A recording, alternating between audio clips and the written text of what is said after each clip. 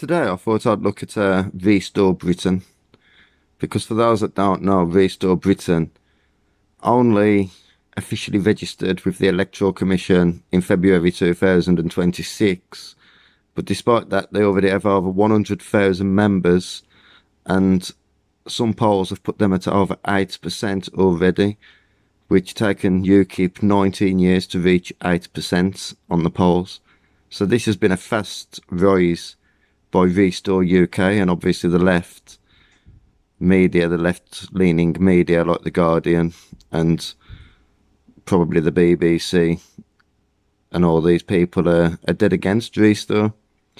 I mean, The Guardian wrote an article where it reported an anti-racist group called Hope Not Hate is concerned about the effects of Restore UK, of Restore Britain in the United Kingdom, and they actually described it as a state of hate. So, basically, what the media are trying to say, or at least what the Guardian are trying to say, is the only reason that Restore is popular is because Britain is a state of hate, when we're intolerant and racist and far right, all that sort of shit. But I look at it like this: how tolerant are people really expected to be in Britain? I mean, the truth is that mass immigration on the scale that's been going on for the last few years in Britain creates cheap labour. Cheap labour devalues the contribution of people that are already working here, meaning that they then get paid less, or they have to work for less. And, and not to mention the fact that, a lot of these illegal immigrants are getting free phones, cash handouts, free rent, police protection, and all this sort of shit that is all paid for by the British taxpayer. But I think the people who are paying for it the most is really the British youth, because when you start looking at it, according to the stats, 16% of people in Britain aged between 16 and 24 are unemployed. But it's actually much worse than when it first appears, because despite that, 1 in 3 people of that age group, 16 to 24, do not work at all. And this is mainly due to ill health, and most cases, in fact 4 out of 5 cases, it's due to mental health and anxiety, depression, and low self-confidence are some of the most common explanations to why a lot of people in this generation can't work. And, I wonder why they've got anxiety. I wonder what's wrong with these people. I wonder what's giving the youth of our nation anxiety. I mean, maybe it's something to do with like COVID-19 and being locked down, and being told that there's viruses in the air, and if you breathe them in, or out, you could be either dead or killing somebody, and all this sort of bullshit. And now they're doing a similar sort of thing with the meningitis outbreak, or maybe it's World War III that's making these people suffer from anxiety. It's a stress of these people, it's a stress of the system that is causing, a lot of these young people to not want to take jobs or not feel confident enough to take jobs. And plus, realistically, whoever gets rich from doing a job, nobody gets rich from working 9 to 5. Anybody who thinks that that's the case is an idiot. I mean, unless you've got a really well-paying job, which most people haven't, you're not going to get rich from working a 9 to 5 job. So I kind of sympathise a little bit with this next generation, and then they're against cheap labour caused by immigration. I mean, I've been on jobs, recently, and I know there's people working for much less than minimum wage, and the companies are getting away with it because, them using foreign labour, so they're paying much less than minimum wage. And to be honest, I really don't think that sort of business should be allowed to operate the way that they do, especially on a lot of these building sites in Britain, where I've literally been on jobs and I'm one of the only English speaking people on the job. But all that is irrelevant really. But no wonder they don't want to work. No wonder this next generation don't want to work. I mean, who wouldn't be mentally ill, being brought up in this world, especially if you don't have some sort of belief in God, or understand that Jesus has already defeated these demonic, power-hungry parasites. So that's why they're mentally ill, because of the stress of the system.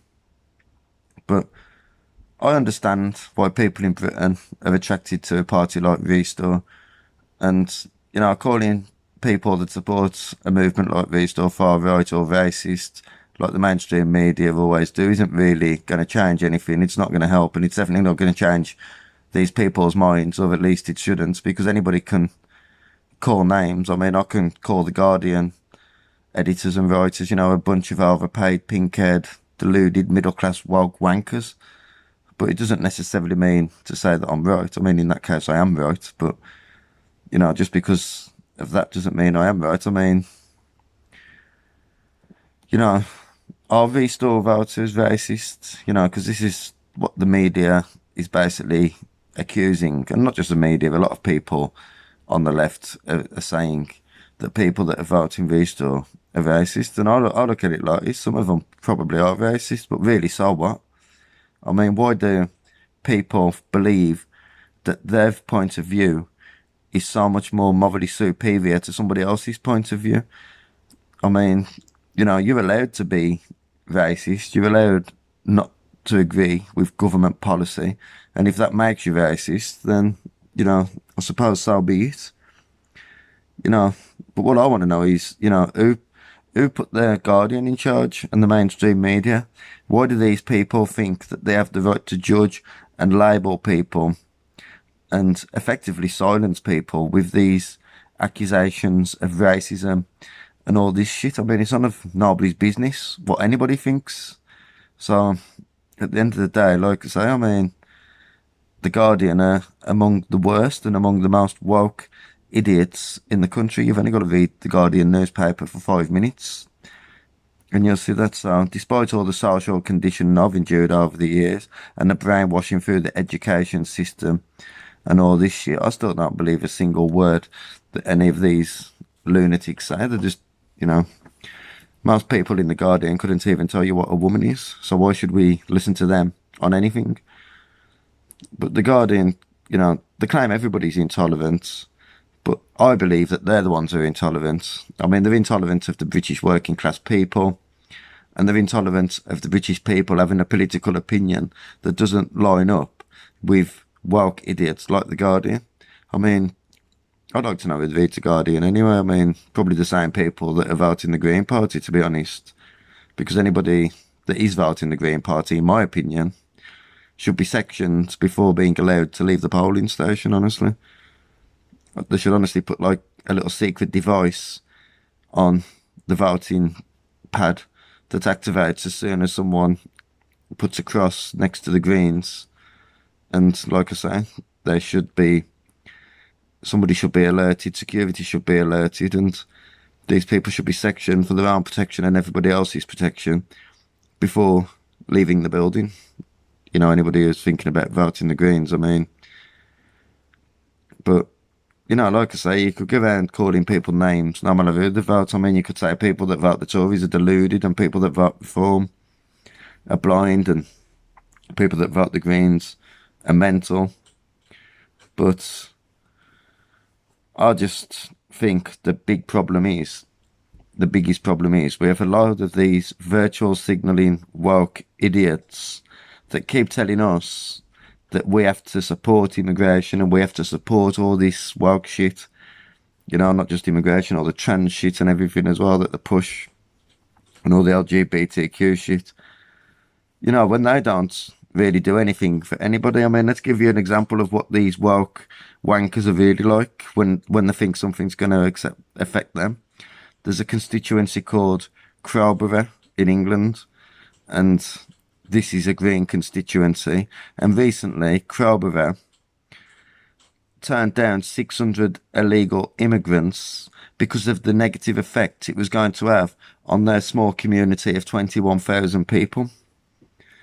So, 620 out of 21,000 isn't actually a very big percentage, unlike cities in Birmingham. See, what these woke wankers actually mean is, we don't want the illegal immigrants with us. We don't want them being in our country, but just chuck them somewhere in the middle of the Midlands, or in Bradford or Leeds or something, out of the way of the rich, out of the way of their sides, because they don't want to be dragged down by it. But you know, at the same time, you know, they feel like them still doing a good deed because they support the cause on Facebook. They're the biggest bunch of hypocrites and psychopaths and gaslighters that you could ever come across, parties like the Green Party are.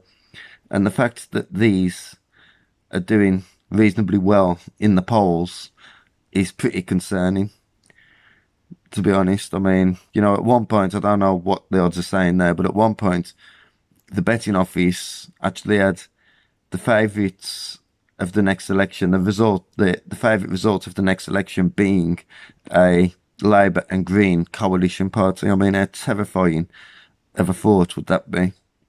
You know, this woke, useless, woke Labour Party with these also useless, woke Green Party. I mean, they'd suit each other and they'd probably agree with each other on most things, except for what a woman is, because nobody would have any idea about what that is. But, you know, they definitely wouldn't be effective. In fact, in my opinion, they'd be dangerous. But yeah, thanks for watching. I'm out.